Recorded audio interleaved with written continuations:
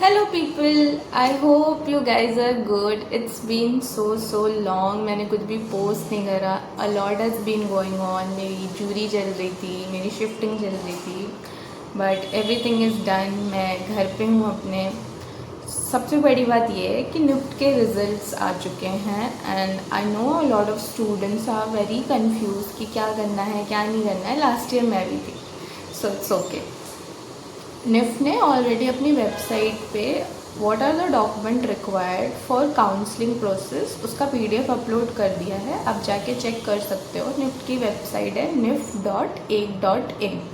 But I know फिर भी बहुत सारे स्टूडेंट्स होंगे जो बहुत कंफ्यूज होंगे. लास्ट ईयर मैं भी थी कि ओ ये चाहिए ये चाहिए ये चाहिए. सो डोंट वरी, ये नॉर्मल है. ये वीडियो पर्टिकुलरली उनके लिए ही है. सो आप एक पेन और पेपर लेके बैठ जाओ. मैं जो जो डॉक्यूमेंट्स बोलूँगी आपको नोट डाउन करते जाना. So if you are applying for BDIS which is bachelor of design, the first document you required is your 10th marksheet. आपको कुछ नहीं करना है, आपको बस अपनी 10th की ओरिजिनल मार्कशीट लेनी है. एक प्रिंट आउट निकालना है, कलर प्रिंट आउट. उसमें सेल्फ अटेस्टेड लिखना है, साइन करना है, हो गया. The second document is your 12th marksheet.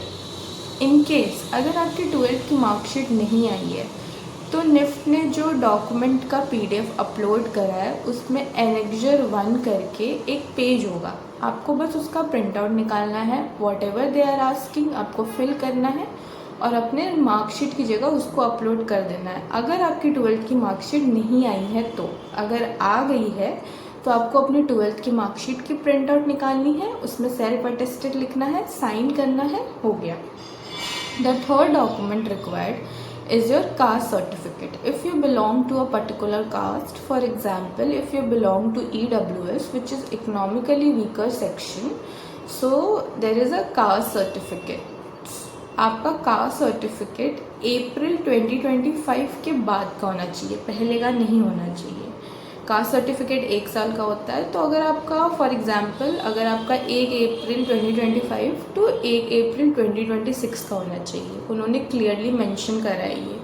सो आप चेक कर लेना. अगर आपका अप्रैल 2025 के पहले का है तो प्लीज़ जल्दी जाओ, दोबारा से बनवा लो.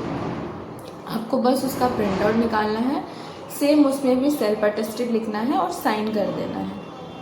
The fourth document is if you are applying for a domicile seat. For example, I came from Bihar. If I apply for NIFT Patna, तो मैं अपना स्कूल लिविंग सर्टिफिकेट या ID कार्ड उसका मैं प्रिंट आउट निकालूंगी. उस पर मैं self attested लिखूंगी, साइन करूंगी और अपलोड कर दूंगी.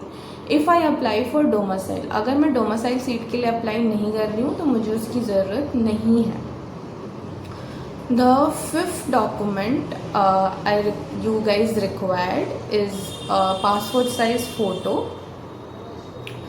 The sixth document is Annexure 2 which is anti-ragging form. आपको बस उसका प्रिंट आउट निकालना है. whatever they are asking वो fill करना है, that's it.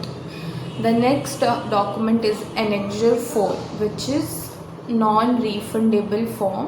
आपको बस उसका प्रिंट आउट निकालना है, उसमें whatever they are asking उसको फिल करना है एंड अपलोड कर देना है, that's it. The last document is annexure 5 which is a medical certificate. Already PDF में उन्होंने वो दे रखा है. आपको बस उसका प्रिंट निकालना है.